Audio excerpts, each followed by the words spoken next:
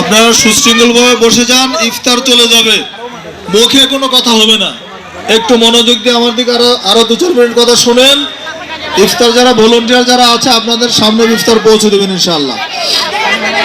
আমরা আলোচনা করছিলাম দান সম্পর্কে, দানের গুরুত্ব এবং ফজিলত সম্পর্কে।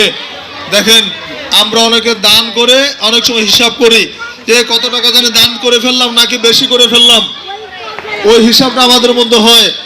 রাসূল সাল্লাল্লাহু আলাইহি ওয়াসাল্লাম হিসাব করতে নিষেধ করেছেন। আসমা রাদিয়াল্লাহু আনহা থেকে বর্ণিত, তিনি বলছেন আল্লাহর নবী আমাকে বললেন, হে আসমা শোনো, আনফিকি ওয়ালা তুসি ফায়ুসি আল্লাহু আলাইকে, তুমি দান করো কিন্তু গণনা করবে না। যদি